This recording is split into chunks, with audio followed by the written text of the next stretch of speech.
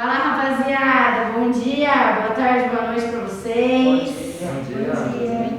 Nós somos o projeto Solta a Voz, Juventude que Debate e Juventude que Transforma, aqui da Obra Social São João Bosco, no Núcleo Sul João Batista, aqui do centro da cidade de Campinas. E hoje, no nosso episódio piloto, estamos aqui para falar sobre movimento negro. Antes de tudo, vou apresentar a rapaziada que está aqui hoje comigo. Pode começar, qual é o teu nome e tua idade? Prazer a todos, meu nome é Alejandro, eu tenho 13 anos. Meu nome é Letícia, eu tenho 17 anos. Meu nome é João, tenho 16 anos. Sou o Caio, tenho 17 anos. Sou a Gislaine, tenho 21 anos. Eu sou adulta e eu tenho 6 anos. Legal, essa galerinha aqui são os nossos atendidos da instituição, que estarão sempre em todos os encontros, né, formando esse grupo, esse projeto aí de Solta a Voz com a gente. E hoje, de voluntário para o tema, nós temos o Vex. Solta a voz. Bom dia, boa tarde a todos, quem estiver ouvindo, né, no seu horário.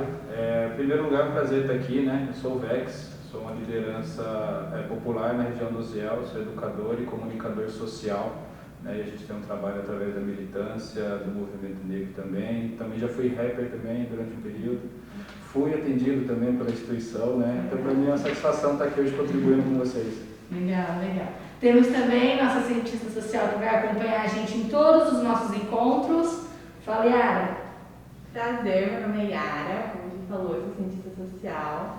E é um prazer enorme conhecer todos vocês, estar com vocês nesse projeto. Então, é isso. Vou acompanhar vocês ao longo do debate. Legal, legal, gente. E só para dar uma explicada do que a gente está fazendo aqui hoje, o projeto Solta a Voz, ele é desenvolvido dentro do grupo da Pastoral Juvenil do Núcleo Centro. A gente quis desenvolver esse projeto realmente para trazer debate para a juventude, trazer alguns problemas sociais aí que eles não são falados dentro da juventude, dentro das rodas de conversa dessa galerinha. E a gente está trazendo esse projeto realmente para quebrar esses paradigmas e trazer essas conversas, esses papos aí que a gente não costuma ter para a boca da juventude. Então, o tema escolhido desse mês pelos próprios jovens foi movimento negro e racismo. E hoje a gente vai bater um papinho sobre isso, certo? Eu vou iniciar fazendo uma pergunta aqui que eu acho que é a principal, né? Eu queria saber quem de vocês aqui se reconhece como negro. Pode falar. Vai falando os nomes. Eu me reconheço como negro. João. Desde pequenininho. Desde quando? Desde pequenininho, porque eu sempre estudei em escola particular, porque sempre tive bolsa, porque a minha mãe trabalha no correio. E eu ia para a escola e eu via a maioria das pessoas da escola brancas, com a pele mais clara, e eu nunca me considerei diferente, mas via que tinha uma predominância branca na escola. Beleza. Quem mais? Eu também. Letícia, eu me também considero como negra. E eu estudei a partir do ensino fundamental na escola particular e realmente tem essa diferença, a gente sente a diferença de ter muito mais gente de pele clara.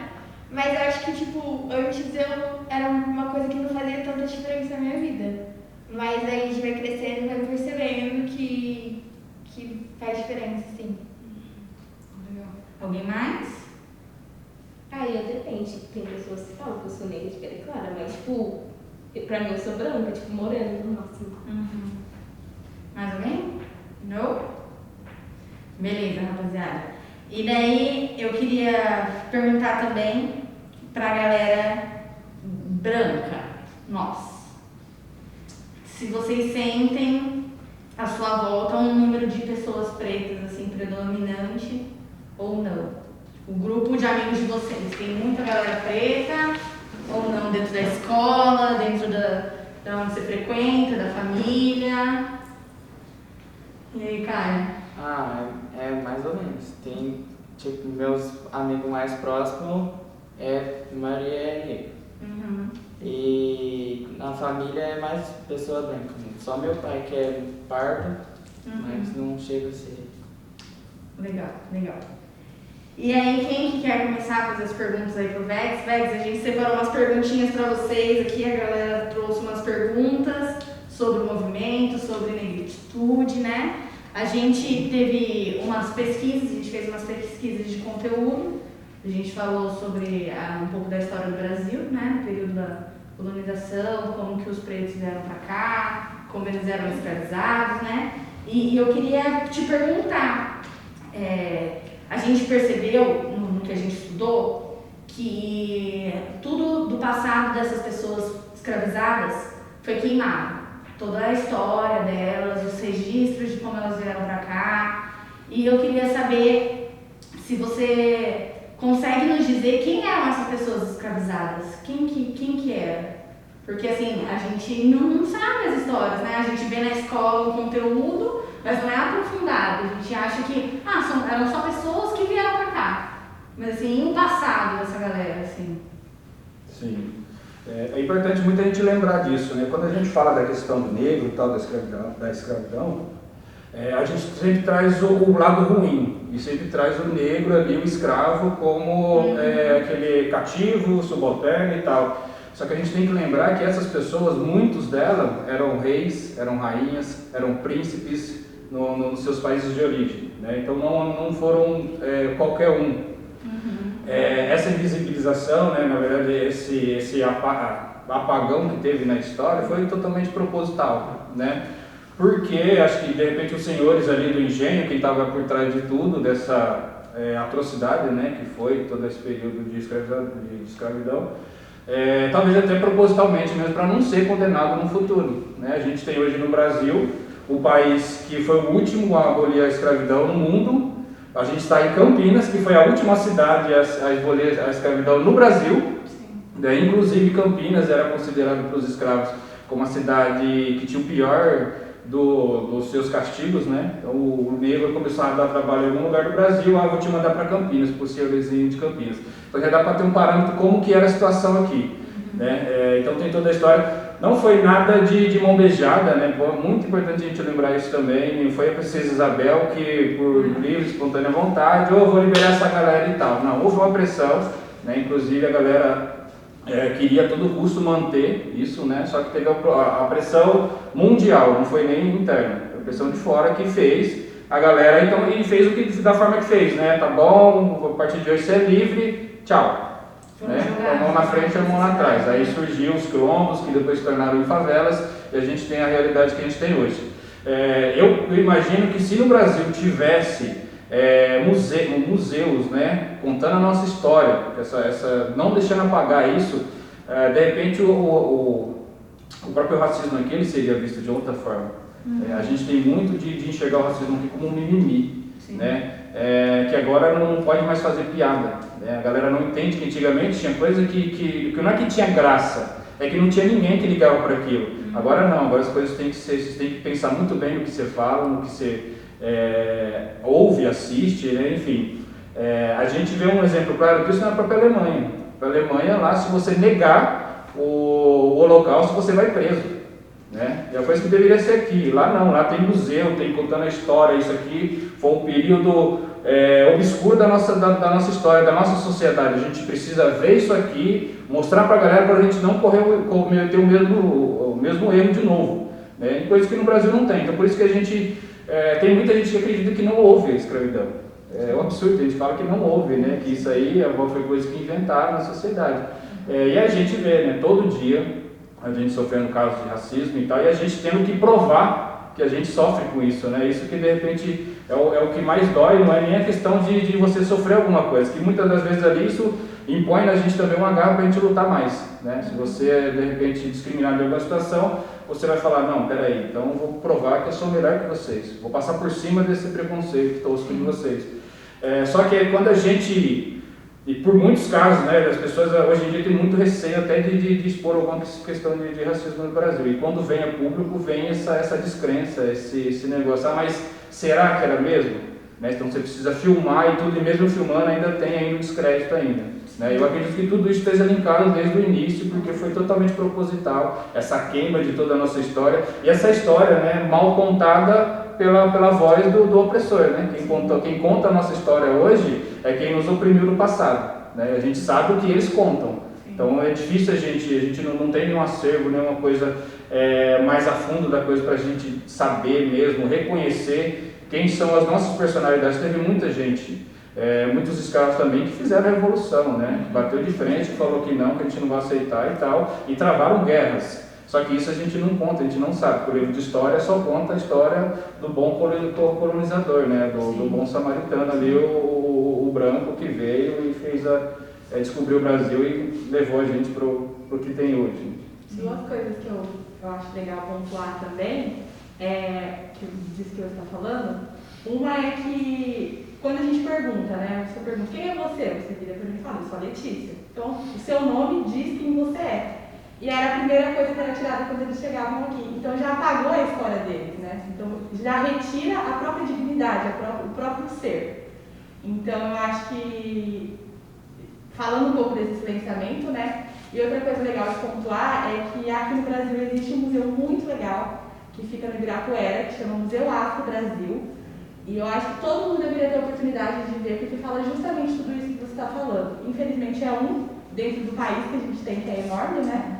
Mas ali ele conta a história de como foi esse sincretismo religioso, como que foi essa junção das culturas, como que a nossa cultura atualmente é influenciada, foi muito influenciada pelos africanos, né? Então eu acho que aí a gente consegue ver essas questões que você está falando. Então, você falou do museu, eu acho legal, infelizmente é só um meio de tantos que poderiam ter.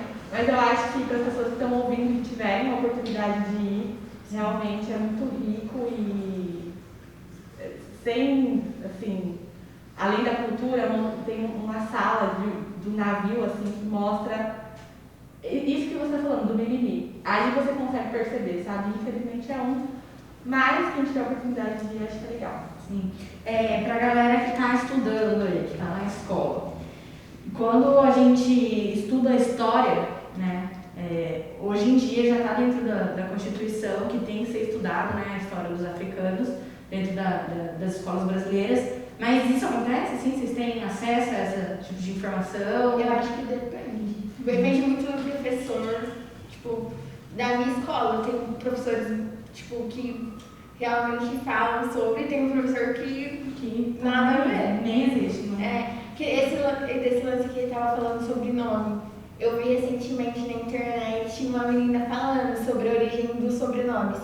E aí eu parei pra pensar que uma vez eu assisti, acho que era um documentário falando que quando os negros vieram, e aí depois que a escravidão foi abolida e tudo mais, eles não tinham sobrenome. Porque, tipo, tinha do povo dele, mas, tipo, aqui não tinha. Então eles pegavam o sobrenome dos senhores. Então, por isso que é bem comum, tipo, Silva, esse sobrenome é mais comum. Não é que necessariamente você veio da Itália porque o seu sobrenome é tal. Tipo, não dá pra gente saber. É um povo que realmente não tem acesso a isso porque foi apagado. Enquanto outras pessoas podem falar, tipo, eu sou italiana porque meu sobrenome é tal. Tipo, eu, por exemplo, não tenho como falar isso. Meu sobrenome é de tal país, mas eu tenho certeza que eu não sou descendente desses países, tipo, é bem... Vai perder na história, né? Vocês não sabem de onde vocês vieram.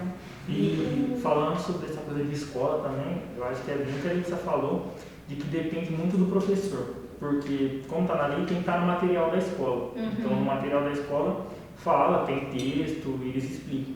Mas tem professor que não prefere não falar sobre isso. Eles passam por cima, fala que os europeus que vieram para cá colonizaram aqui e achando que estava fazendo um favor para os nativos. E tem professor que realmente acredita nisso. E aí você para e pensa, como que um professor formado pensa assim? Nossa, eu já discuti várias vezes na escola com o professor está explicando alguma coisa, eu vim falar alguma coisa que tipo não tá no livro e a pessoa fala tipo, mas como você sabe? Eu falo, porque eu estudo os nomes, mas tipo a pessoa, nesse caso eu tô falando, a pessoa falou uma coisa, aí ela falou uma coisa absurda, eu falei, mas não é bem assim, a gente, nossos povos, não era qualquer, foi sobre isso inclusive. Tipo, não pegaram qualquer um lá pra vir fazer de escravo aqui. Realmente era rei e rainha. Não pediram, tipo, você pode ir lá. Não tá fazendo nada, não precisa nada, vamos lá. Sei lá, tá escravizada, Quer apanhada. mudar de país, quer fazer Não conheço os índios, vamos lá. E querendo particular, né? Sim. E a galera daí da pública? Na verdade, eu acho que, tipo assim, na escola, eles contam a poluição como um conto de fadas. Tipo, ele esconde muita coisa que aconteceu. Ah, a gente sabe, apanhava e tinha tudo aquilo, mas sabe quando tipo, você tá na aula, aí fazer isso aqui e acabou. Tipo, acabou o assunto ali. E É aí, uma não, mas os aula. europeus, meu Deus, não, eles faziam isso aqui. E tinha um deles que era tipo, olha o tamanho do Brasil e Eu acho um absurdo porque quando se passa esse assunto dentro da escola, é uma aula, no máximo 2, não chega nem a ser um semestre, né? Dia da consciência negra tá chegando, vamos estudar o assunto e acabou. E é meio ridículo pensar, porque querendo ou não foi pouco tempo. Foi muito tempo de escravidão, foi mais de 300 anos de escravidão. e não acabou E de faz um século já que acabou essa coisa. Sim. E assim, é muito tempo, é muita história, no Brasil inteiro, que a gente não sabe, que a gente não tem acesso, né? Passa batido aí. E eu queria fazer uma pergunta para a Yara em relação tá muito dentro, assim, da gente. Eu acredito que o racismo esteja dentro da gente desde que a gente começa a se relacionar com o mundo, assim. A pessoa não nasce racista, né? A pessoa se torna, porque conforme ela vai vivendo. E a partir das coisas que a gente conseguiu estudar, conseguiu ver, a gente percebeu que o racismo está dentro de certas coisas que a gente nem imagina, certas coisas que a gente nem faz ideia. A gente estava vendo um vídeo, né, sobre a pós-lei Áurea, né, como os pretos foram jogados à margem da sociedade, e a gente viu que eles tiveram que achar subempregos para sobreviver, né? Então se tornaram domésticas, vendendo coisas na rua, pedreiro e tal. E ao se desenvolver, mesmo no desenvolvimento da sociedade, essas profissões elas ainda são subprofissões, né? Ainda são vistas como profissões de qualquer pessoa, né? Não são bem remuneradas, eles não têm todos os direitos que eles precisam. E é exatamente porque no passado eram profissões de pessoas escravizadas, né? E o que você acha, assim, sobre esse racismo que está tão dentro da nossa estrutura, da nossa realidade? Eu acho que é um pouco do que a gente já está falando. Se a gente pega o Brasil, né, que tem 500 anos de história, e a gente pega que tem 300 de escravidão, a gente tem muito mais tempo de escravidão do que não. Então a gente está num processo, né? Então a gente está vivendo esse processo. É fácil? Não. Mas a gente sonha que um dia, a nossa geração não vai ver, mas a gente sonha que um dia as coisas sejam diferentes. Então se a gente pega isso, não tem como não ser assim. O que a gente pode fazer? Isso que a gente está fazendo agora. Discutindo, debatendo, estudando, vendo políticas para que isso melhore, né? E em relação a isso, quando a gente pega essa libertação, né, joga as pessoas num mercado que já estava funcionando, e um Brasil que não pega essa mão de obra e prefere exportar essa mão de obra, então cria condições para italianos virem para o Brasil, para japoneses virem para o Brasil, para diversas nacionalidades, para embranquecer a nossa sociedade, porque isso foi um projeto político mesmo. Sim. E para que essas pessoas exatamente morressem à margem da sociedade, para que o Brasil fosse um país essencialmente branco, né? Mas se a gente pega a quantidade de escravos que vieram para o Brasil, é impossível isso acontecer, né? Ainda mais também que, além, a gente está falando especificamente sobre os negros, mas a gente também, o Brasil é formado também essencialmente por indígenas, né? Então, o que acontece nesse período? As mulheres, principalmente, começam a vender quitutes, por exemplo, a serem domésticas, e hoje em dia a gente fala muito de um empreendedorismo, de olha só, tenha o seu negócio, abra o seu próprio negócio, seja o seu próprio patrão. E na verdade isso é uma forma do Estado deixar de se responsabilizar em criar políticas para inserir essas pessoas no mercado de trabalho, para dar uma educação de qualidade para essas pessoas e para que elas consigam conviver com condições mínimas, né, de sobrevivência. Então, o que acontece é isso, né? As pessoas são jogadas à margem da sociedade. Existe esse projeto político para trazer pessoas brancas, trazer europeus, para trabalhar aqui, então essas pessoas são jogadas ainda mais à margem.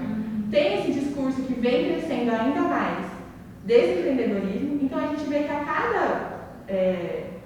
conforme as coisas vão passando, e por isso que é importante a gente estar aqui hoje e falar sobre isso, que o Estado vai deixando de se responsabilizar por tudo isso que aconteceu.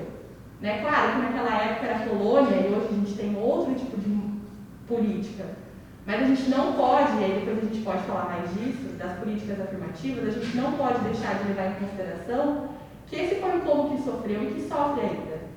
Então, existe isso, né? A gente vai ficando mais à margem, a gente vai vendo pequenos avanços, mas a gente vai vendo também grandes retrocessos, e por isso que isso que a gente está fazendo é importante, por isso que sempre discutir, sempre lutar por políticas melhores para que essas pessoas consigam se inserir na sociedade, né? E para que daqui mais 500 anos a gente possa ver, de fato, um país diferente. Só aproveitando o que você está falando do empreendedorismo, porque não é fácil. Ai, meu Deus, não, vou começar do nada a vender uma coisa.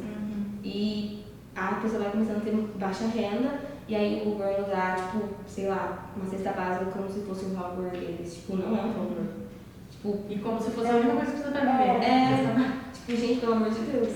E acho que outra coisa também é que esse empreendedorismo parece que é assim, aquele empreendedorismo... abre uma startup, é só investir R$1 milhão. Você joga essas pessoas que não têm dinheiro para abrir uma grande empresa. Então não funciona. A gente vê quantas de vocês até podem se reconhecer. A mãe é cabeleireira, manicure, vende, tem uma barraquinha de lanche, são pequenos empreendimentos e que começam com zero de incentivo de investimento. Que a gente sempre ouve, né? Não vai dar certo, não vai dar certo, não vai dar certo. E uma das coisas que agrega um pouco nas minhas perguntas que eu tinha separado, o que o movimento negro busca hoje em dia para fortalecer mais? Olha, eu acho que o Vex pode falar mais sobre isso, mas eu vendo, analisando o atual cenário, é sobreviver, fazer com que as pessoas não morram. E com isso a gente vai conquistando pequenas políticas, pequenos avanços. Existem na história, se a gente acompanha a história, momentos de grandes avanços, mas logo em seguida eles, né, tem grandes retrocessos. Então, acho que no cenário atual que a gente está, o que eu vejo é assim, lutar por sobrevivência. A gente se cercar dos nossos e poder passar por tudo isso. Porque, querendo ou não, se a gente leva em consideração uma camada da população que já está à margem da sociedade, quando chega uma pandemia, por exemplo, são essas pessoas que vão sofrer primeiro.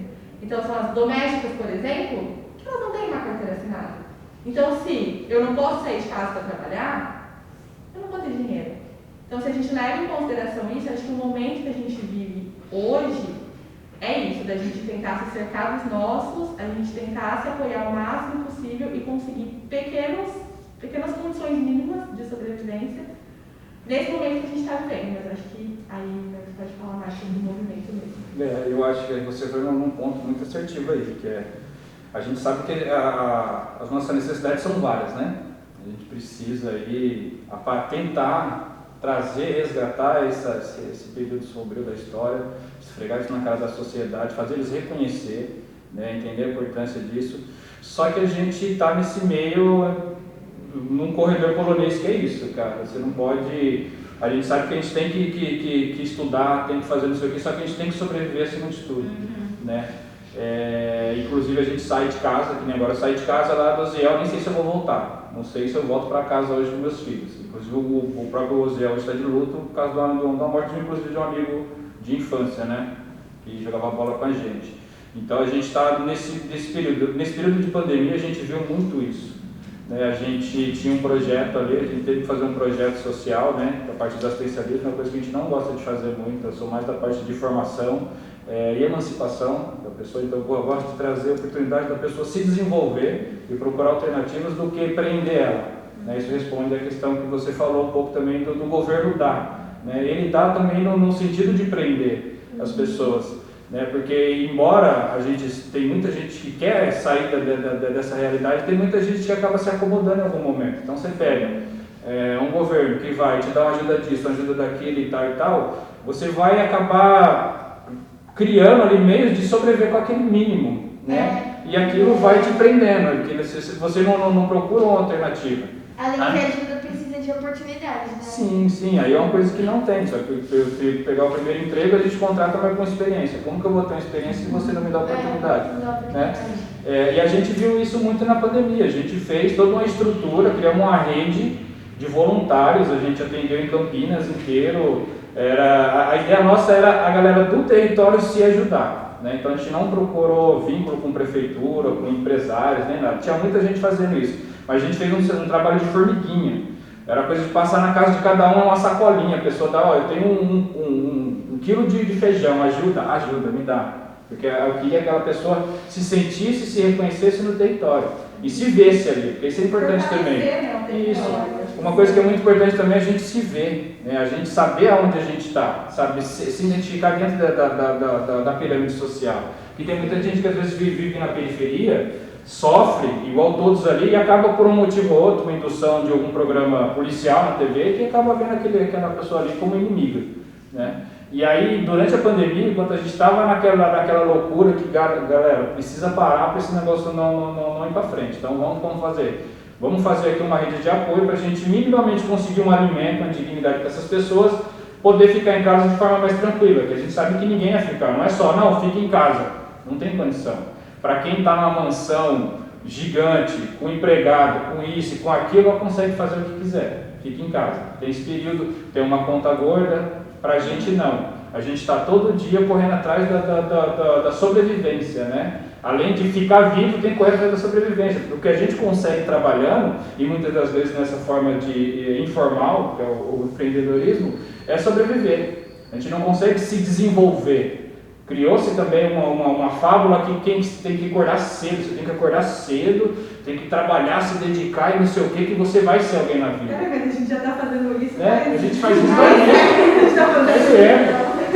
E a gente está na luta que tem que conciliar tudo, é estudo, é escola, é família, é filhos, é não sei o que. A gente carrega uma bagagem muito grande no meio disso, porque o sistema, a sociedade está toda hora, pô, mas você chegou a essa idade e você não tem isso, então você é um fracassado. Está na hora de você procurar, e tem essa bagagem.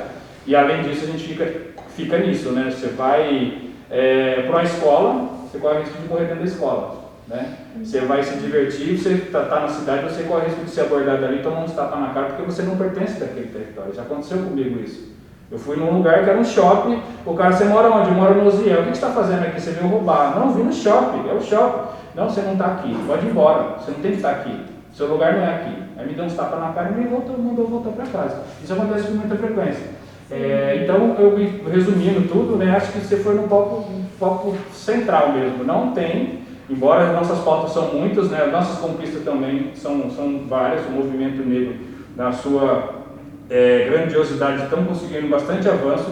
Que o avanço maior que eu vejo é a organização, que a galera se organizar, a galera se enxergar e se mobilizar. Esse é o maior avanço. Porque as leis em si são legais, são da hora, só que a gente vê que na prática não funciona. Né? Eles criam as leis que é para ser aplicado, só que a gente vê que não é. Então a gente precisa ocupar os espaços para fazer essa lei valer. Né? E a gente está todo o tempo nisso, é sobreviver e fazer os nossos sobreviver. Né? Acho que esse é o ponto principal. Acho que o movimento negro, não só do Brasil, mas de todo a crosta terrestre. Né? A gente está sempre nisso.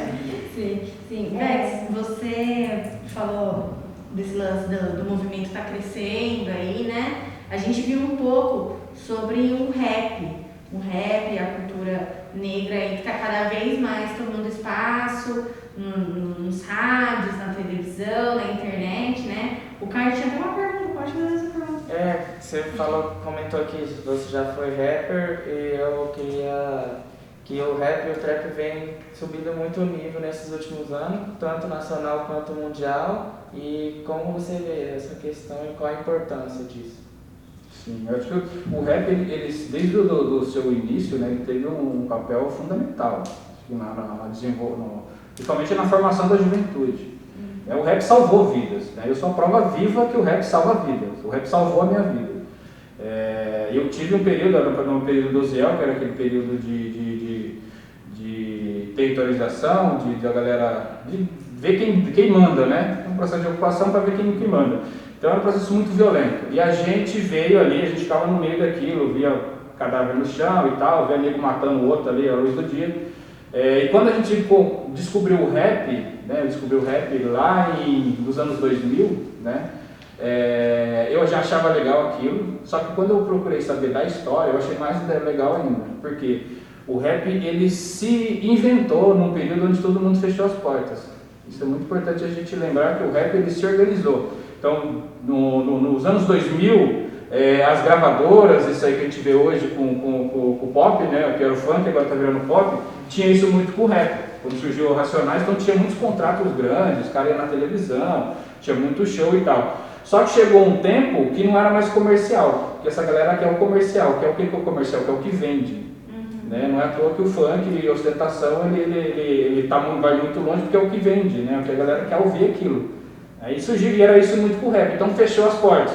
O que o rap fez? Vamos abaixar a guarda? Vamos desistir? Não, vamos se reinventar. E como que a gente vai fazer? A gravadora não quer gravar mais a gente, então vamos pegar aqui e descobrir mesmo para a gente gravar. Então a gente começou a aprender como gravar, como criar as bases, né, os beats, e escrever. Escrever a gente era uma coisa que a gente já fazia, né? E o legal do rap que é isso, ninguém canta a música do outro, né? Você escreve, você coloca o seu sentimento naquilo. Hoje a gente vê esse avanço do rap e tal, acho que o trap tá muito em alta agora, né? Que a juventude está curtindo bastante, e ele traz um pouquinho também dessa linha também, um pouco também da ostentação algumas, né? Que querendo ou não é o que a gente quer, né? A gente quer viver bem, quer comer bem, quer andar bem, né? Então quando a gente resgata isso, traz isso, né? Então fica mais fácil você captar a pessoa do que falar assim, não, peraí, você está vivendo uma realidade que não é legal, isso aqui não é, isso é proposital, né? Você tem que questionar isso. Isso o rap lá atrás questionava muito, hoje não. São poucos o rap que traz. Só que a importância do movimento é outra, ele fortalece, né? Seja a essência mesmo da música, ele não diz muito, o que diz mais é a organização, a forma de organizar. Porque a juventude, eles estão criando meios para se produzir, né? Então isso é da hora. E além de tudo, tem essa questão do trap. O trap está muito, muito em alta, tem muita oportunidade para quem está cantando agora, né? Que nem na minha época não tinha tanta oportunidade, a gente pagava para cantar, né? Rodou Campinas, um monte de lugar, mas a gente pagava, todo lugar a gente pagava assim. Tem um lugar em tal lugar, uma festa, não sei o que, você vai, eu vou. Não tem ajuda nenhuma, colocava dinheiro do bolso, ia lá, fazia festa, muitas vezes a gente chegava na festa e ajudava para comprar as coisas.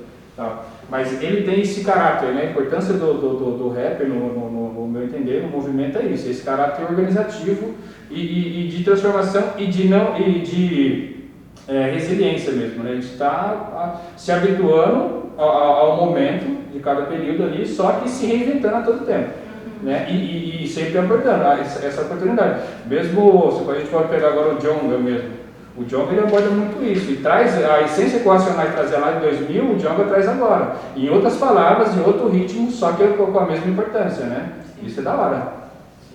Eu acho que o rap tem esse lance tipo de não esquecer das origens, independente, que nem você usou no caso do Djonga. Ele é um cara que, se você for parar pra pensar, ele é um dos rappers mais famosos da atualidade, e mesmo assim ele não deixa tipo de cantar sobre o que ele viveu, sobre o que ele passou, e na verdade todo o rap em si tem isso de... Eu acho por isso que é uma coisa tão única, tão nossa, porque foi uma forma de falar coisas que não se falavam. Sim, ninguém ouviu em outro momento. Uma maneira de expressar, É verdade. Se for parar pra pensar assim, a gente aprende, se a gente escutar rap, a gente aprende mais a história dos negros no rap do que na escola. Exatamente. Eu queria o álbum da Racionais virou obra obrigatória no Unicamp, por exemplo, porque ali tá a história de verdade. Né? A gente não viu de pessoas brancas que escreveram num livro o que eles acharam que aconteceu. A gente viu de pessoas que realmente vivem aquilo. Eu queria emendar e perguntar das rodas culturais. Qual a importância dela nas comunidades hoje em dia? Cara, eu acho que além desse caráter, né, que o próprio traz de organização, também é mostrar que a gente tem essa capacidade, né? E é onde o Estado tenta todo o tempo aí reprimir, né, e acabar. Eles tentam acabar com as batalhas de rap, não é à toa, eles tentam acabar com os fluxos, não é à toa, né? Não é o que a galera está lá fazendo, que a galera está se organizando. Sim. Qualquer momento, qualquer movimento, vamos falar até um movimento religioso, se tem um grupo de pessoas se organizando de alguma forma, o Estado está em cima para ver o que é. Então eles controlam a maneira deles, né? E aí você vê a juventude, né, trazendo isso e trazendo principalmente a oportunidade que não vem para a periferia, né? Não vem para o nosso, não tem políticas pensadas para a gente. A gente tem uma Secretaria de Cultura em Campinas que não pensa na juventude, né? A galera pensa que é fazer uma orquestração sinfônica ali, na concha acústica, não desmerecendo é muito importante e tal. Só que ele não capta esse público, não chega na gente. E outra também, quando faz num território que não é nosso, que a gente não é aceito, né? Então, a gente via na juventude, o movimento do rap, a Casa de Cultura do Hip Hop de Campinas também, está todo o momento fazendo essa organização, né? E aí você vê a juventude, eu fico bobo quando você cola assim e você vê, às vezes, perde um pouquinho das experiências que a gente vai vendo na televisão, tanta coisa acontecendo e não sei o que, você fala, gente, que mundo que a gente está vivendo, até onde a gente vai parar e por que ninguém faz nada, né? Pô, tá perdido, estamos perdidos. E aí você para num rolê desse para falar com a juventude, ou para ouvir a juventude, que é o mais importante, não é nem só falar, a gente tem que tirar um pouco disso também, de chegar e falar, e chegar e ouvir. Né? O que você tem para falar? Me fala. Cara, você renova a sua energia de uma forma que você vê que não tem nada perdido, né? A juventude está se organizando, cada um na sua maneira. Né? E aí vem isso, é a batalha de rap, é o fluxo, é o grau, o grupo de grau que a molecada vai ali, fica empinando, fazendo, é cada um na sua maneira, né? Mas a gente está se organizando e criando alternativas para sair, né? dessa vida que praticamente só tem pra gente só amputações sociais, né? Tira de tudo um pouco. Isso também agrega muito em uma pergunta que eu tenho, quais são os pontos principais que a gente tem que começar a discutir em escolas, em debates, nos lugares? Porque eu, como futura professora, eu quero ter um pouco de postura em relação a isso, como por exemplo, eu trabalho numa escola particular e é que nem os meninos falaram, a realidade é mais branca do que negra. E uma das minhas colegas de trabalho é negra. E tem um aluno que, assim, ele falou assim, não é que eu não goste de você, é por conta da sua cor. Quando eu escutei isso da minha própria colega, eu falei assim, gente, é uma criança falando isso mesmo? Eu fiquei chocada, porque não faz parte da minha realidade, mas eu sei que faz parte da realidade de muitos, então é uma coisa que me deixou chocada. E é uma coisa que tem que ser discutida, mas quais são os pontos principais que a gente tem que reforçar, todos os dias? Que, não é assim que funciona, é de outro jeito, temos que correr atrás. Não é só vocês que têm que fazer alguma coisa, nós também temos que dar a nossa cara a tapa e aprender e ensinar os próximos. O ruim é quando você ensina uma criança que isso tá errado e ela não vai em cima de você, mas é o meu filho. Eu sei que também isso é uma coisa que barra muito a gente, porque querendo ou não, eu lido com pais que o filho não pode aparecer com um ranhado em casa. Porque assim, gente, a criança tem que ralar o joelho, a criança tem que ralar o cotovelo, tá vivendo, ele vai aprender a cair. A gente aprende caindo e levantando, mas os pais, a maioria dos pais hoje em dia não quer que as crianças caiam, não quer que as crianças sofram. Então assim, gente, como é que essa pessoa criar uma bolha? Mas a gente, querendo ou não, temos que mostrar que a realidade é muito triste. É muito amplo, né? Eu como educadora, eu trabalho aqui na obra desde 2017, sou educadora desde 2017. E é uma constante luta, diariamente, assim. Uma luta sobre diversas formas de crenças aí, né? Porque a criança vem de uma realidade diferente, vem de uma cultura diferente, porque querendo ou não, cada família tem a sua cultura. E dentro da atividade, você tenta puxar algumas discussões, algumas opiniões, você fica prestando atenção ali o que a criança vai falar, o que a criança não vai falar. E você sempre tentando trazer a informação, tentando fazer ela pensar, tentando trazer um pensamento crítico. Mas você realmente acha que o seu amigo é inferior porque ele é negro? Por que você acha? Você tem que sempre ir buscando. é algo muito difícil a gente trazer essa reflexão aí para os atendidos, para os educandos.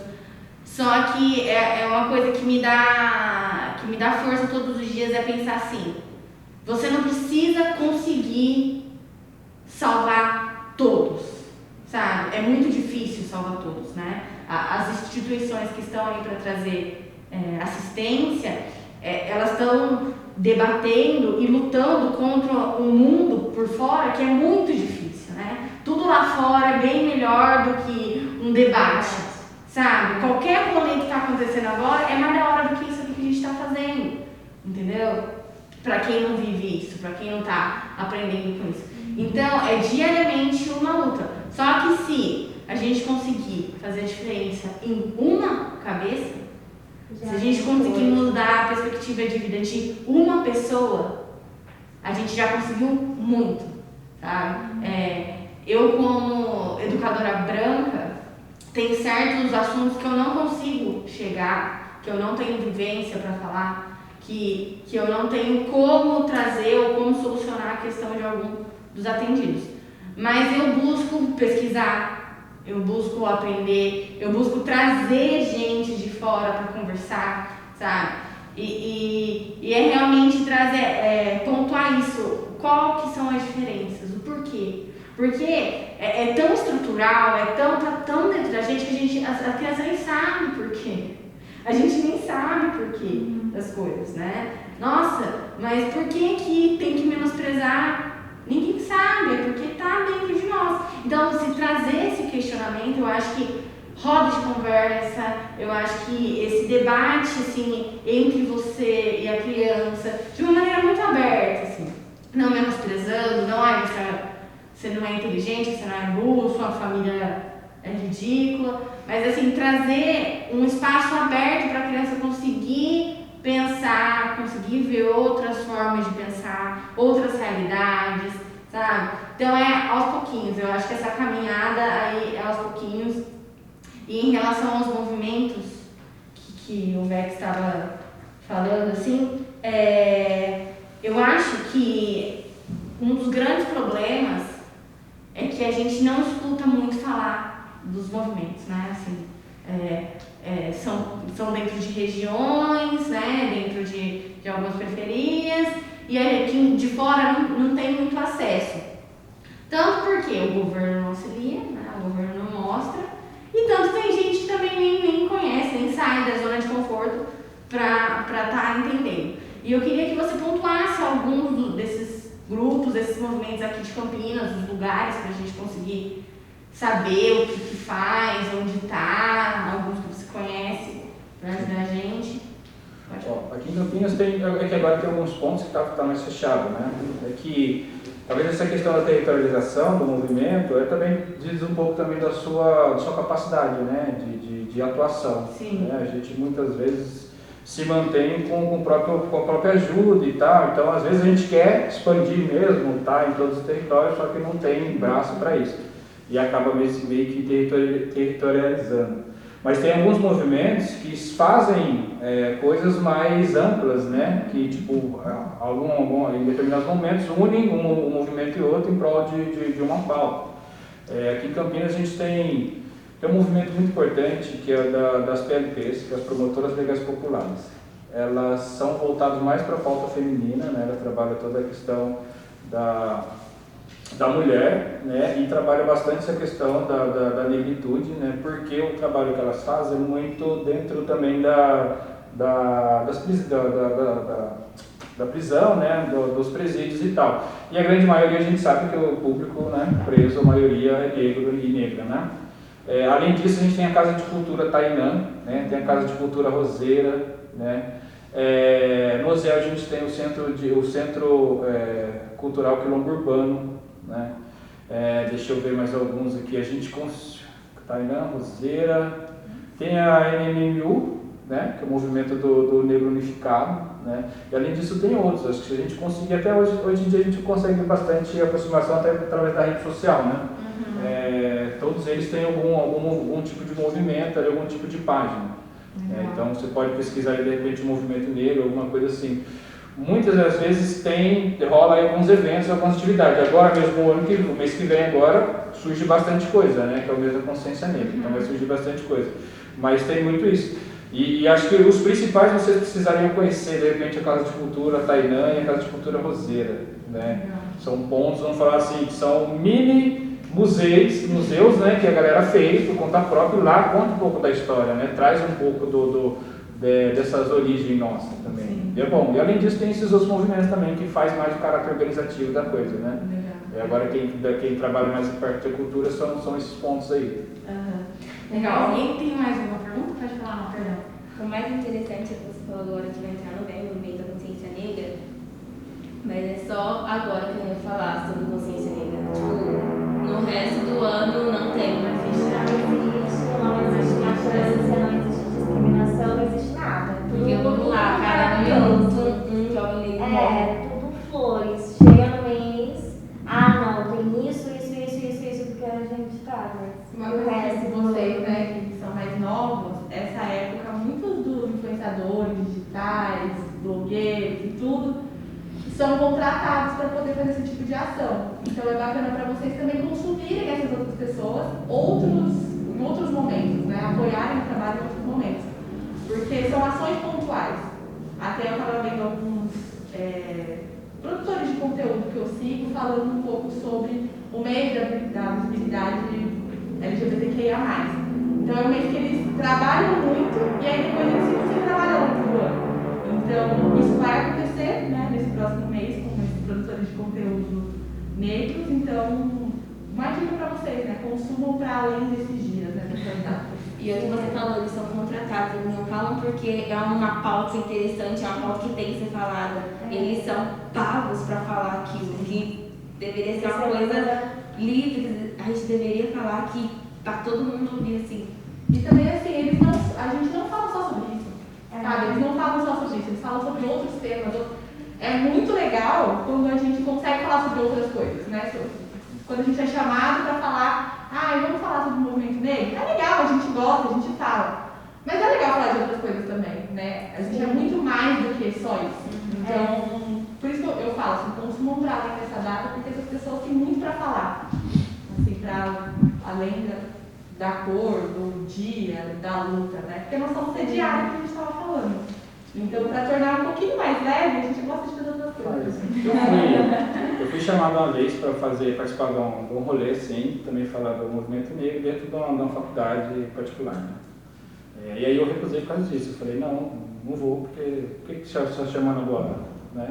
Eu não quero estar aí falando de cota, eu não quero estar falando de racismo, eu quero estar aí defendendo a presença dos nossos aí dentro. Eu até quero estar falando a reitoria, vamos ver quem quer ocupar a reitoria, esse negócio? É isso que eu nem quero falar.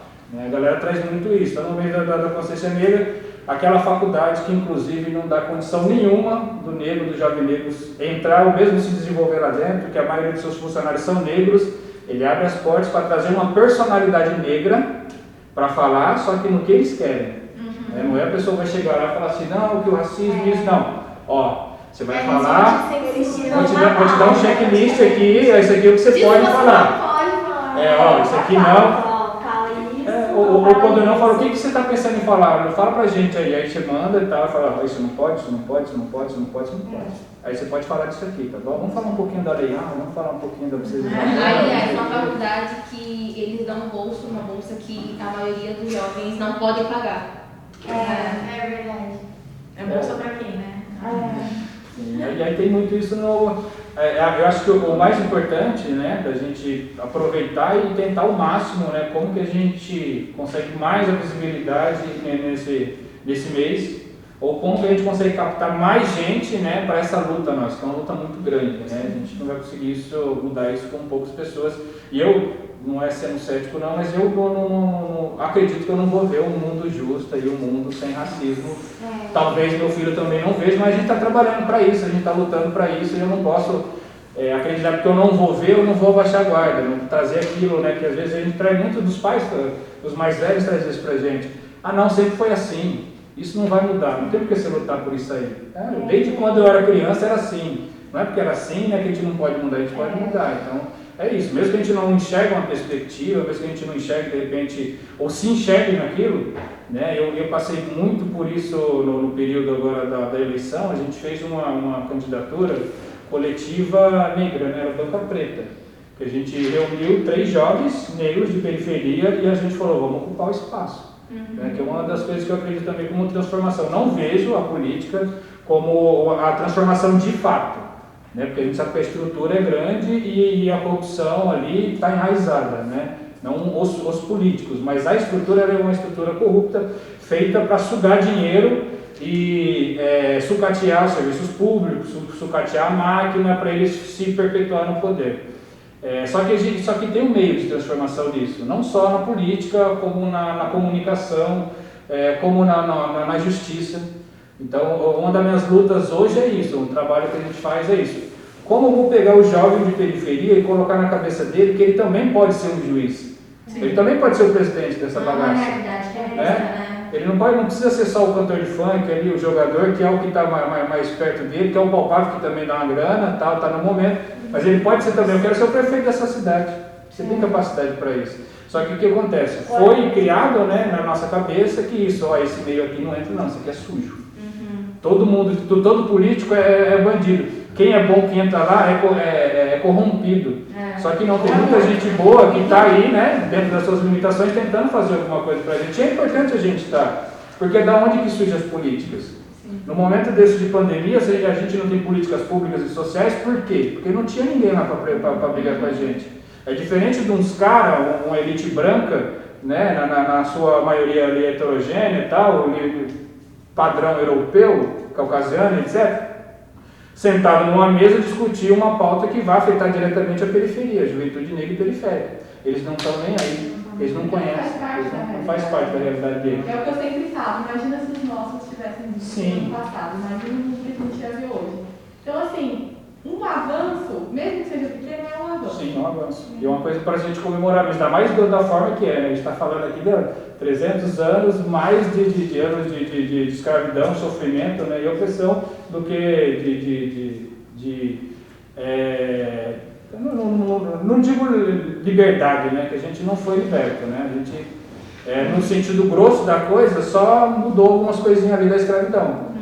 Antigamente a gente trabalhava forçado, não sei o que, e apanhava, recebia um pão e água ali.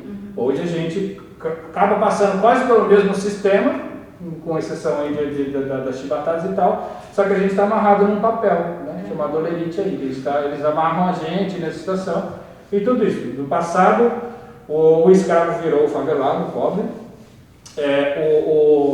o capitão do mato virou a polícia e o senhorzinho do engenho são os empresários de hoje. O opressor continua sendo opressor, só mudou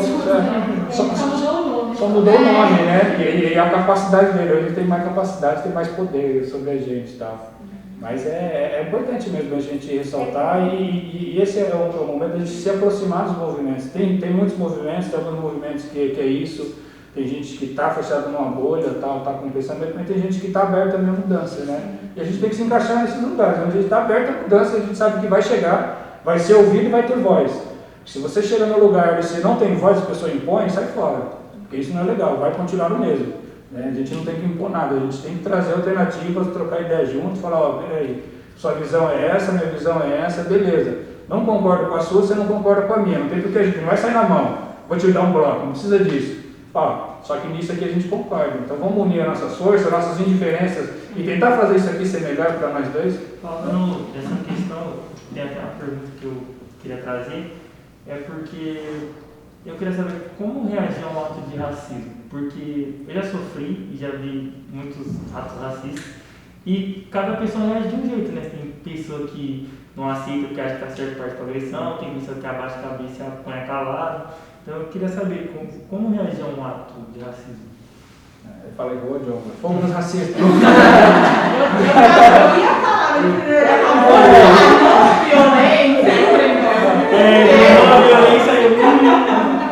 a vontade mesmo é isso. Acho que na verdade o momento, né? Você está ali no momento, você vê a pessoa, dependendo do que ela fala para você, é explosiva na hora, você vai querer partir para vias de fato mesmo. Eu não sei, né? Como eu vou me reagir no momento dele. De repente a gente pode explodir ali na hora. Mas o mais adequado, se a gente quiser de repente correr atrás, a gente pode trazer a visibilidade. Hoje em dia a gente tem aí as redes sociais, os celulares e tal. Primeira coisa que você tem que pegar ali, dependendo do momento, se você vê, está passando por aquela situação, você vê alguém passando, saca do celular e filma. Filma ali, presta, se não for você, se for algum, mesmo que você não conheça, entendeu? Se alguma pessoa, você tem que chegar assim, enxergar naquela pessoa, chegar junto, filma, eu tô filmando, tá? Porque aí, filmando, você dá uma inibida no agressor, ali, no racista, né? Isso em termos, e você vai trazer um mínimo de conforto para quem está sofrendo, né? Ou para você também falar assim, não, beleza, quer falar? Vou correr atrás dos meus direitos e tal. Filma, se for alguma coisa nas redes sociais, você tira print, né? Faz a denúncia, é muito importante mesmo você registrar, né? Mesmo que a gente sabe que a justiça, ela tá, por mais que seja o crime do racismo, seja um crime hediondo, eles arrumam um jeitinho de jogar como injúria racial, né? Que a injúria racial é um crime cometido contra você. O racismo é um crime cometido contra a sua raça, então ele é o peso maior. Então eles arrumam um jeito de individualizar a luta. Chega assim, não, então... Pô, a mulher chegou lá, não sei o que, seus macacos, não sei o que. Não, ela falou pra você, não está falando para os outros. Então, aí eles arrumam um jeito de deixar a pena mais branda, o processo mais brando. Mas é muito importante mesmo correr atrás, usa as redes sociais. Se for algum local, algum espaço público, algum espaço comércio, alguma coisa, filma, expõe isso, porque a galera está pegando muito no pé. Isso tem ajudado principalmente para muitos racistas ser mandados embora dos empregos, né? Tem gente pegando ali, às vezes um comentário que o cara faz, uma brincadeira racista. A galera entra no perfil da pessoa, vê onde ele trabalha, tira um print e manda lá, ó, esse aqui é o funcionário de vocês, eu acredito que essa atitude aqui não condiz com a ética de vocês. A pessoa manda embora. É um jeito, tipo assim, de reprimir, né? Reprimir, não é nem reprimir, né? É resistir, né? Toda ação merece uma reação, a gente tem que reagir de alguma forma, né? E aí fica na cargo, cara, mas eu acho que no geral da coisa então vai dar certo. Eu acho que é um contexto também, porque esse lance de tipo gravar e mostrar e postar ou mostrar para outras pessoas é que aí você encontra outras pessoas que dão importância para isso, pessoas que sabem o que é passar por isso, porque que nem você tá, por exemplo, na escola, que é a nossa realidade, né? Tá numa escola onde as pessoas têm uma opinião diferente, não entende o seu lado. Então, tipo, aí na hora pode ser que aconteça e o pessoal não dê importância. Tipo, mas se você fala, mano, olha o que ele tá fazendo comigo, a pessoa não vai entender, ela não... E aí acho que a gente conseguir contar para outras pessoas que vai dar realmente a real importância para isso, eu acho que é diferente, né? É uma coisa importante. E também depende, porque já aconteceu muito caso, tipo, de eu chegar em casa e falar, nossa, aconteceu isso comigo, foi muito racista, tipo, na hora eu não tive nem reação, sabe, nem me toquei que era uma situação que era, tipo, super ruim, assim, pra mim, estar naquele lugar, mas aí eu penso só depois, porque eu pelo menos trago, assim, né? Eu acho que também depende muito do contexto, né, mas sempre enquadro ao contrário, né, ser o mais tranquilo possível, sempre deixar os livre, enquadro livre, Aproveitando, eu tenho uma pergunta. Que não dá para reagir nesse caso, né? Por que tem tanta discriminação em casos policiais e por que acontece tantas vezes? Bom, você quer falar ou fala?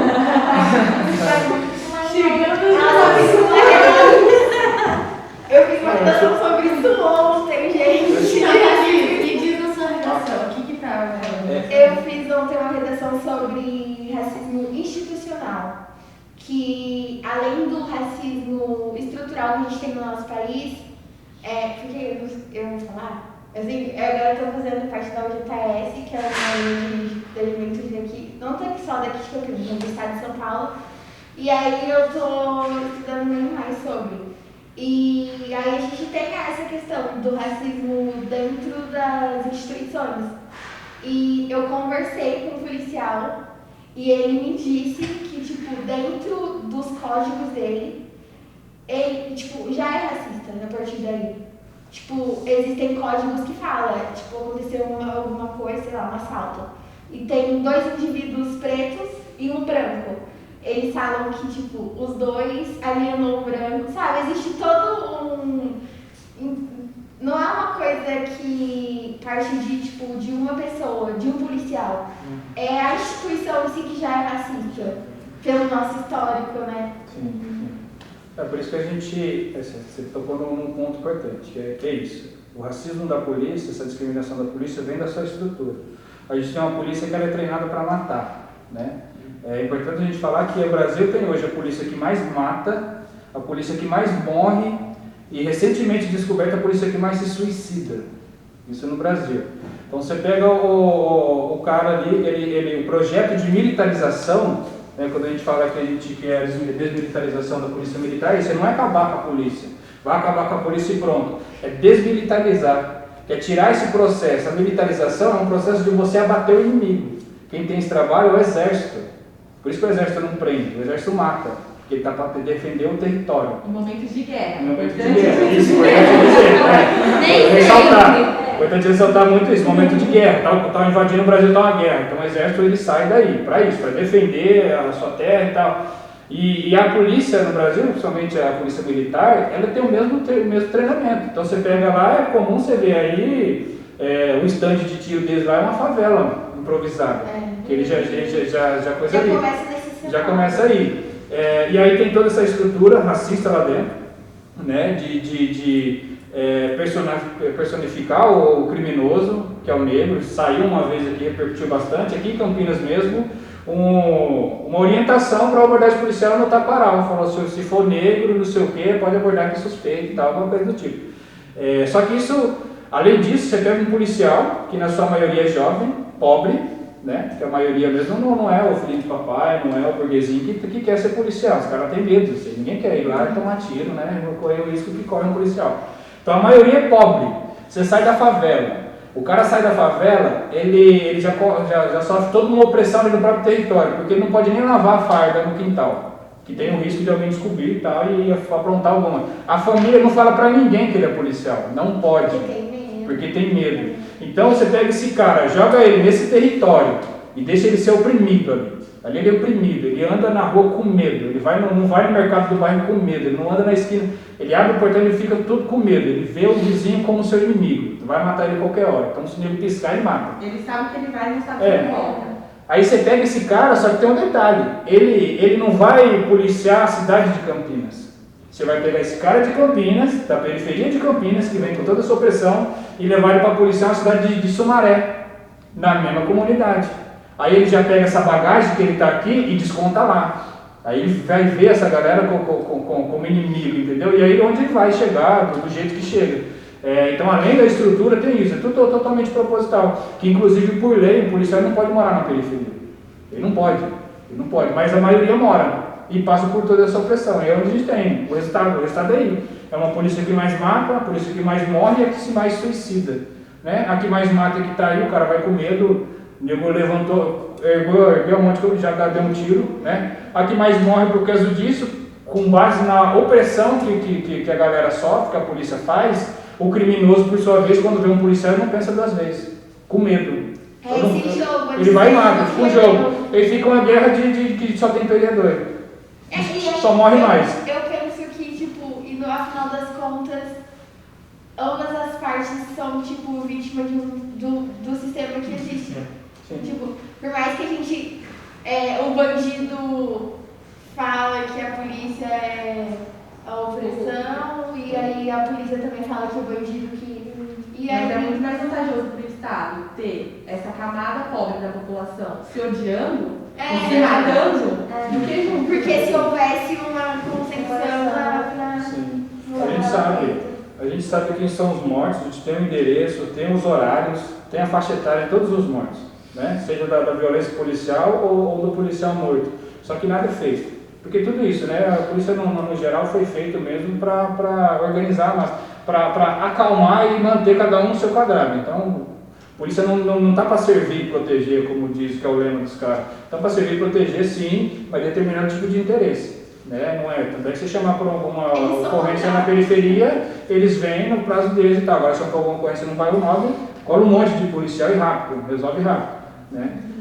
Então, só resumindo, era isso, da questão do porquê do policial que mais suicida, que foi recentemente, que é isso, o policial que, tipo, ele não se encaixa naquela situação ali, ele vai fazer algum tipo de denúncia, alguma coisa, de alguma repercussão, os caras colocam ele para ser mais oprimido ainda, Não é? Acontece do policial denunciar um superior dele, a pessoa, aí o cara vai falar assim, então tá bom, você vai ser motorista dele agora.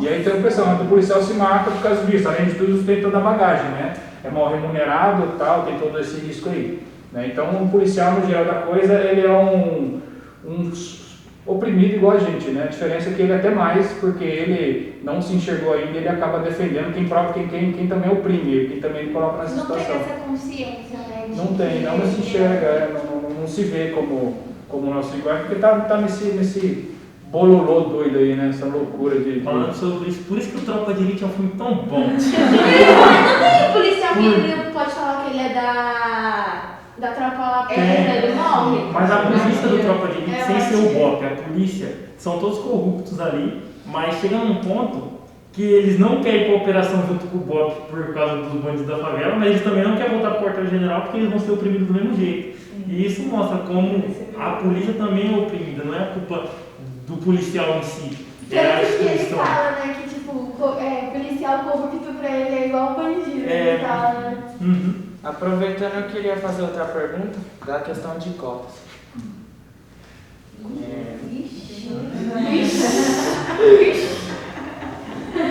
Porque nosso tempo está acabando. Eu acho que resume muito o que a gente falou aqui, de que são muitos anos dessa população oprimida, sendo oprimida e sendo colocada à margem da sociedade, né?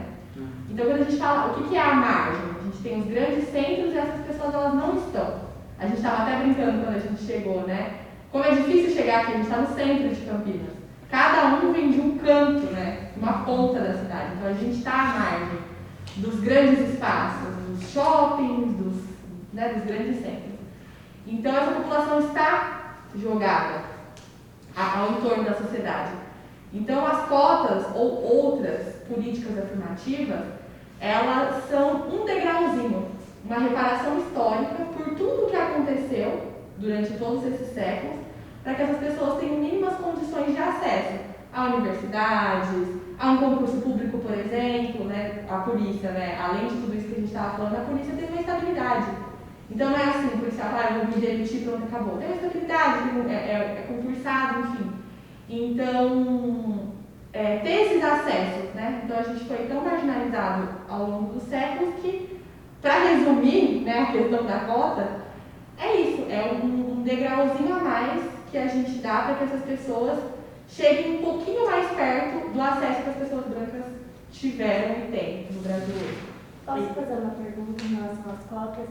Porque eu tenho alguns amigos conhecidos, que não aceitaram as cotas muito bem, como uma coisa de um degrauzinho a mais.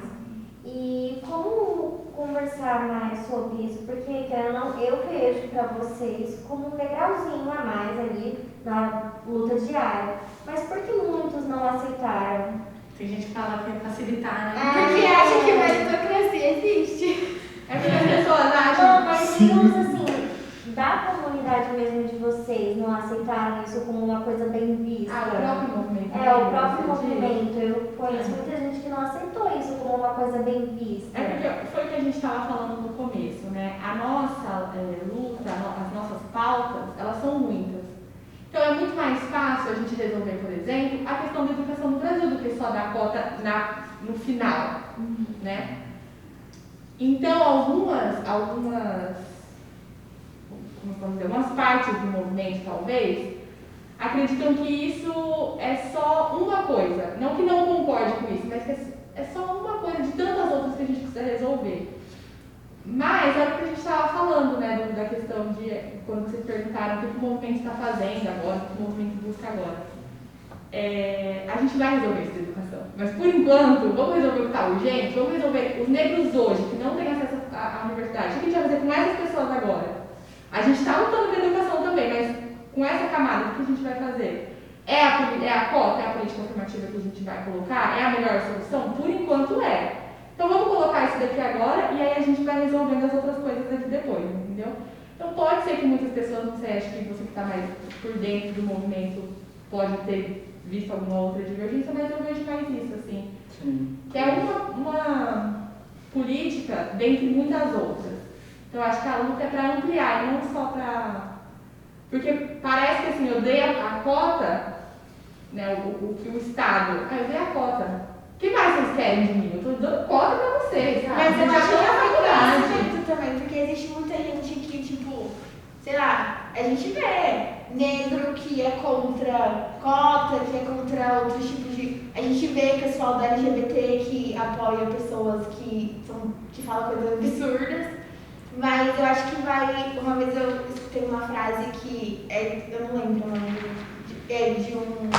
de um ativista que falou assim que ele salvaria muito mais pessoas se essas pessoas soubessem que elas estavam sendo libertas. Porque tem gente que não tem, tipo, e não é culpa da pessoa, eu acho. Dela não ter essa consciência. Eu coloco, tipo, meu pai, por exemplo, ele é uma pessoa que não tem consciência, tipo, de muita coisa. Às vezes eu vou tentar explicar as coisas pra ele não entende esse lance de cota, por exemplo, ele não vê a devida importância. Só que ele não sabe como que é difícil você entrar numa faculdade realmente. E ele não sabe como que esse processo consegue ajudar. Por isso que eu acho que é importante a gente, além de julgar as pessoas, tipo, tentar explicar e tentar ensinar. Eu acho que entender o processo de cada um. Eu, por exemplo, eu sempre sofri racismo na vida, né? Porque só que você às vezes não sabe, não é? Mas eu demorei pra ter consciência disso. Então, quando vocês estavam falando do rap, foi no momento que eu comecei a escutar rap, eu comecei a falar, nossa, mas faz parte da minha vida. E comecei a me reconhecer enquanto mulher negra na sociedade. Então, só que demorou muito isso. Eu já estava no meio da faculdade, uma faculdade extremamente elitista, de gente, mas assim, eu sabia que aquele não era o meu lugar, mas eu não entendi o porquê. Eu sabia que alguma peça estava fora do lugar. E aí eu comecei a entender várias coisas ao longo da minha vida. Mas provavelmente, ao longo da vida, quantos discursos racistas que eu tive, eu lembro que a própria questão de cota, eu falava, nossa, mas pra quê? Então, assim, é respeitar o processo de cada pessoa, porque não é fácil você aceitar isso. É difícil a gente, nossa, então eu sou a base da pirâmide social, eu tô sofrendo todo dia. É isso mesmo? Sabe? Às vezes a ignorância é melhor, sabe? Queria não saber disso. Mas é respeitar o processo de cada pessoa, porque é muito difícil você assumir e entender e se colocar nesse lugar. Por isso que o rap ele é tão... Em lugar de oprimido, né? Ele denuncia tanto, porque a gente tá bravo, sabe? A gente tá nervoso, a gente tá à flor da pele, as pessoas estão nos matando, a gente quer falar. E não é fácil a gente assumir isso, que a gente faz parte dessa camada da população. Então, às vezes é mais fácil esconder, não se reconhecer, não entender. Eu tenho uma professora negra, inclusive, que a gente foi discutir isso na sala. Ela virou e falou assim que ela nunca sofreu racismo na vida dela. Aí eu virei pra ela e falei assim, na verdade você sofreu, você que não sabe reconhecer isso. Porque é difícil. Aí tipo, ela se sentiu, ela ficou tipo, sabe, meio sem reação, assim. Aí eu fiquei, infelizmente, é impossível você falar com uma pessoa negra e você não sofre racismo. Porque até mesmo a gente ter esse racismo estrutural é impossível, literalmente. A gente já, é o que a gente sempre fala, a nossa cor chega primeiro do que qualquer outra coisa. Eu sou negra antes de ser a Yara, eu sou negra antes de ser cientista social, eu sou negra antes de ser uma pessoa legal, chata, sabe? A cor chega primeiro. Então, é impossível ela não ter sofrido. Mas talvez seja muito mais confortável para ela estar nesse lugar. Porque, querendo ou não, uma coisa que a gente. É um tema que a gente entraria muito, mas só para a saúde mental das pessoas negras, né? É muito difícil. E você acha que, tipo, na elite. Porque existem pessoas pretas na elite. Tipo, pouquíssimas existem pessoas negras. Você acha que, tipo, essas pessoas sofrem da mesma maneira? Tipo, porque. A cor chega primeiro. Então, antes dele ser, por exemplo, um juiz muito rico, ele é negro. Então, para ele chegar ali, ele teve que estudar muito mais, correr muito mais atrás. Eu sei, assim, eu posso falar por mim, por exemplo, não sou da elite, mas eu posso falar por mim na faculdade, por exemplo. Eu tinha que estudar muito mais que todo mundo. Eu tinha que fazer muito mais. Eu lembro que eu participava de todos os projetos que tinham, assim, porque eu tinha que me provar o tempo todo. Eu não sou só negra. Eu também consigo fazer isso. Eu também sou inteligente. Então, assim, sofre. Quantos casos a gente tem de pessoas que moram no condomínio e as pessoas confundirem com uma faxineira? Aquela pessoa não está numa posição de elite, mas ela mora ali. Então, assim, a cor chega primeiro independente de qualquer coisa. Então, as pessoas de elite, talvez o dinheiro possa proporcionar não estar em ambientes mais violentos ou ter mais segurança, mas a cor chega primeiro, essa pessoa acessa restaurante, e ainda mais assim, né, um ambiente elitizado, então essa pessoa está no meio da elite o tempo todo. Então ela sofre também.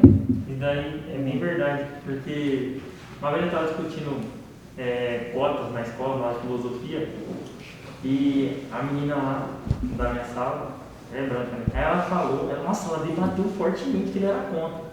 Tudo bem. Aí ela falou que ele era contra porque ela acreditava na meritocracia. Você está na mesma escola que eu, você tem a mesma chance que eu de estar na faculdade. Aí eu perguntei para ela, quando você sair da escola, você vai para onde? Você vai para casa. Fazer aula de inglês, espanhol, natação, violino. Você não vai trabalhar, você não vai ter que fazer tarefa de casa. Tem diversos motivos que eu poderia te dar que você não vai ter que fazer. Então não tem como você acreditar nisso de verdade.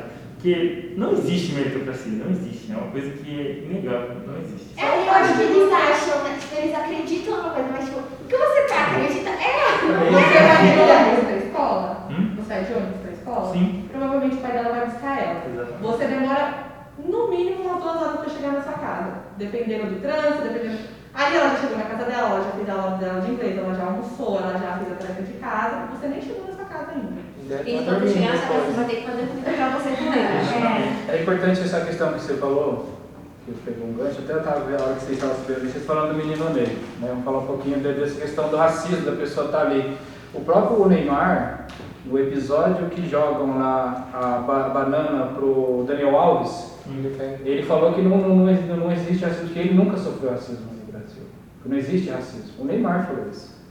Dias atrás aí o Neymar veio acusando não sei quem de racismo, que ele sofreu racismo. Então quando era com o outro não existia, mas quando era com ele sentiu na pele. Então tem muito isso. As pessoas, se eu não vejo, se não é culpável, então não existe. Né? Só que por mais que saiba que sim. Acho que além da estrutura de você induzir, né? Muita gente que acaba sendo induzida a algumas coisas também. Porque não, muita gente está sendo induzida, por exemplo, a odiar os direitos humanos. A gente odeia os direitos humanos. Nossa, os direitos humanos é para defender bandido, vai defender o criminoso, o ladrão. Só que quem colocou isso na cabeça da galera, quem enraizou isso, é a pessoa que está todo o tempo burlando os direitos humanos. Então ele arruma um jeito de, eu tenho que garantir, está aqui nos direitos humanos que eu tenho que garantir direito à moradia, tenho que garantir saúde, tenho que garantir educação de qualidade para esse pessoal. Só que eu não estou nem para esse pessoal, o que eu vou fazer? Vou falar que direitos humanos é para defender o criminoso lá que matou o pai, a mãe, os filhos e não sei o quê. Aí a sociedade está, tá vendo? Não defende um trabalhador, só defende bandido, não sei o quê. A gente é manipulado. Por quê? O sistema prisional brasileiro ele é criado para gerar monstros. Não recupera ninguém. A pessoa entra de um jeito e sai pior de lá de dentro. E aí, o trabalho dos direitos humanos, assim, acho que mais culpável que a gente vê, está muito enraizado nisso. A gente vê muito na televisão. Só que não é só isso, né? A galera está aí correndo para a gente ter o direito. Tem gente que não sabe que o direito de você se casar, o direito de eu constituir uma família, é um direito humano. Tá ligado? Então é tão amplo o negócio que não é só o direito de ter uma casa, não sei o quê, é o direito pessoal, o direito de se informar, o direito de eu ler, de eu ter acesso, é direito humano. Então não é só o que defende. E assim também é feito com as cotas, né? É uma política pública muito boa pra gente, né? A gente sabe que não é o que a gente quer, a gente queria ter estrutura, a gente queria ter condição de bater de boxe, cara, né? Só que a gente não sabe. Enquanto você está nesse rolê todo aí, tem uma outra pessoa lá que está estudando e o pai está pagando R$5.000 num cursinho preparatório para ele prestar um vestibular. Quando não, ele não vai prestar nada não, mas no dia do gabarito, ele vai lá e vai pagar R$150.000 no gabarito da prova.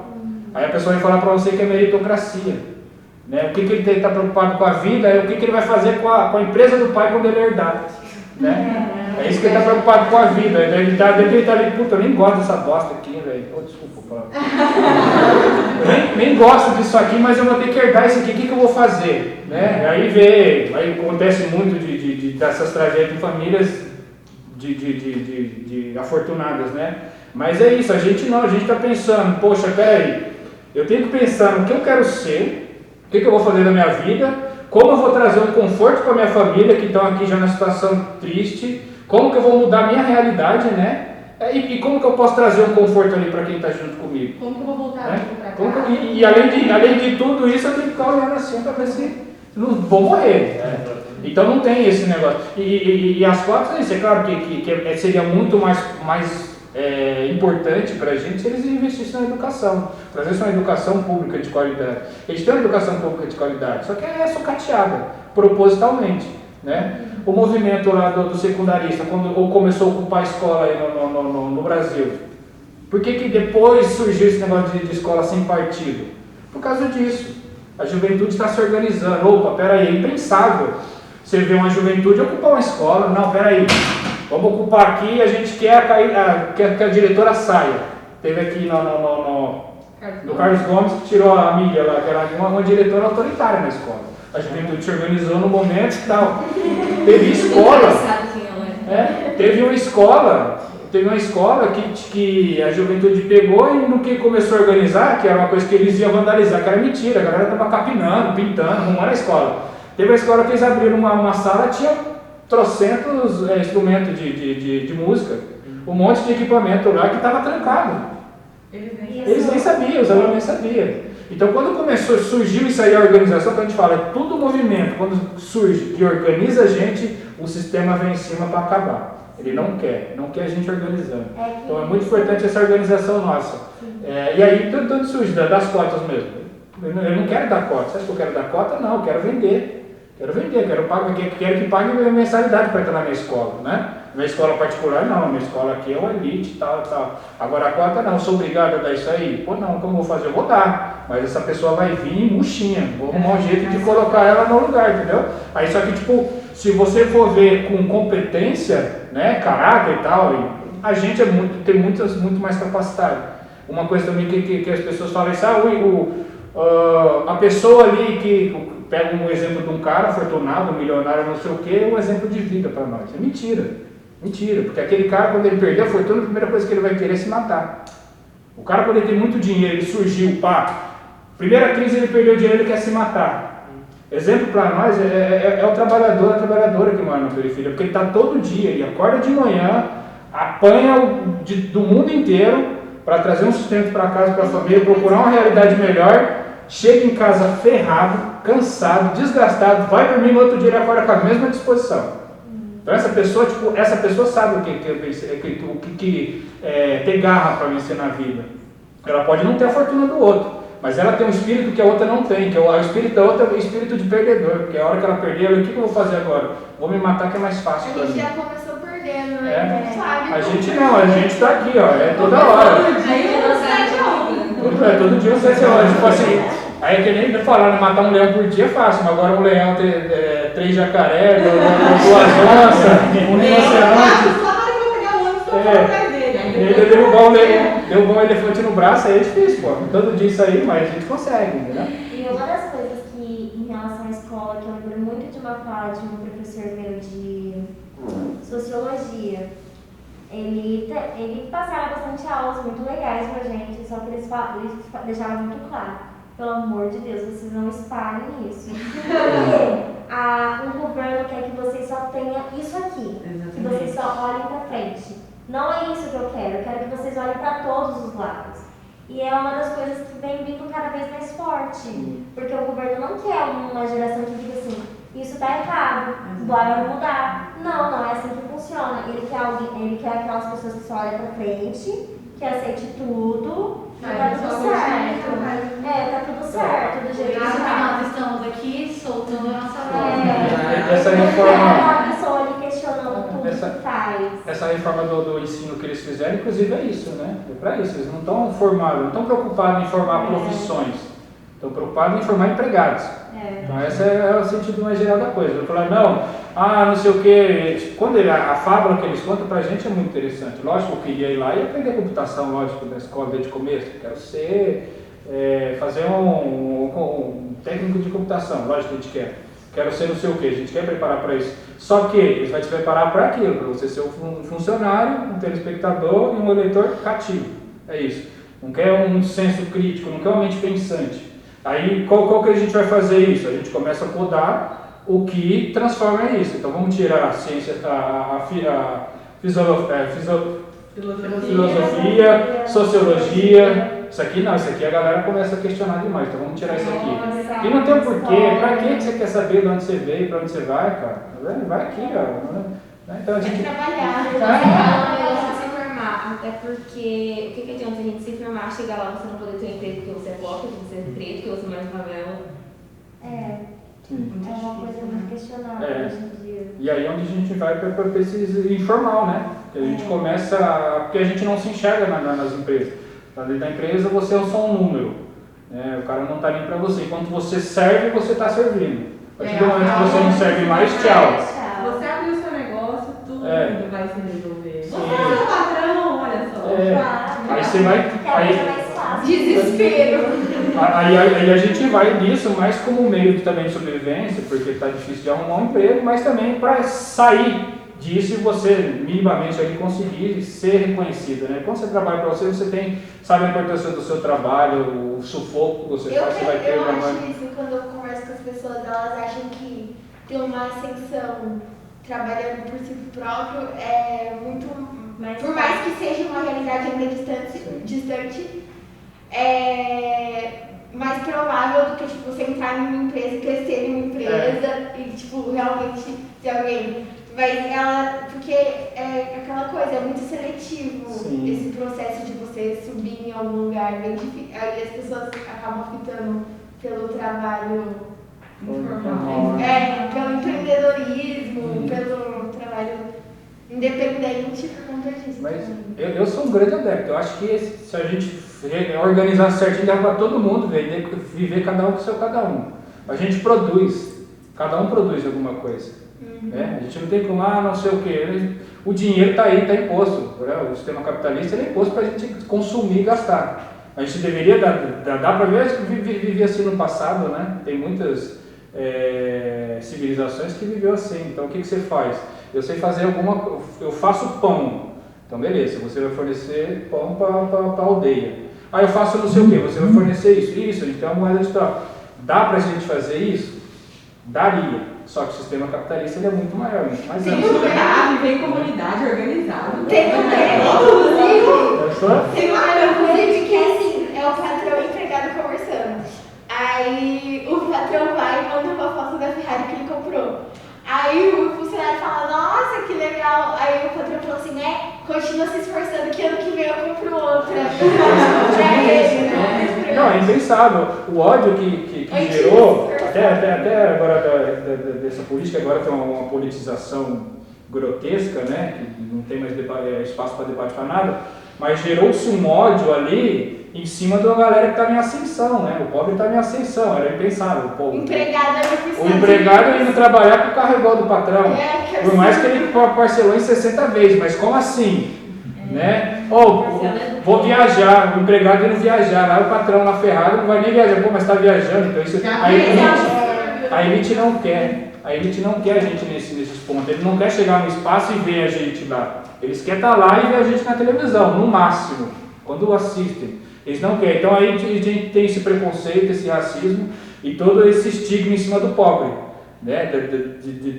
De toda essa bagagem, essa amputação social de tudo, que a gente não tem educação, não tem cultura, não tem infraestrutura, não tem nada. A gente está, Deus dará. Né? Mas é por causa disso, porque se deixar a gente ocupa.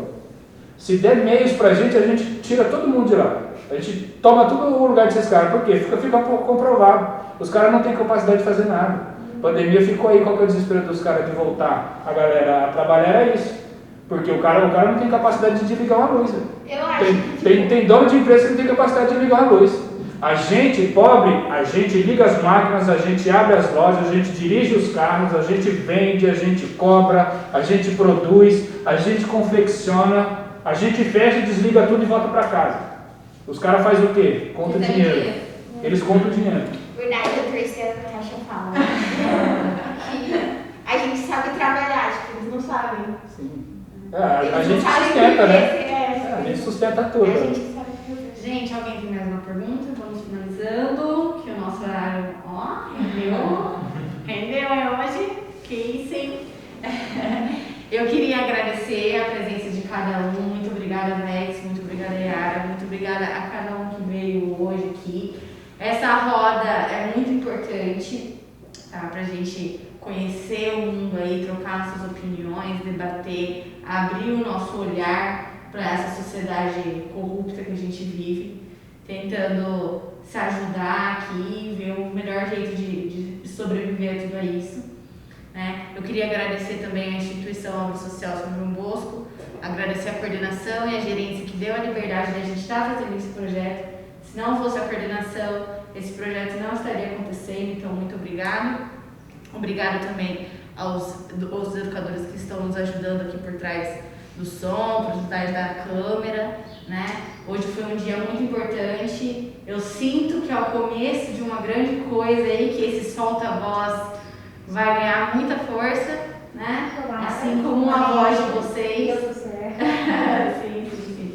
Muito obrigada. E por hoje ficamos, né? Hoje é o episódio que finaliza agora. Mês que vem teremos outro assunto, outra roda de conversa. Nós vamos postando aí, né? A galera vai acompanhando a gente mesmo de longe. Muito obrigada. Valeu. Solta a voz, rapaziada. Valeu.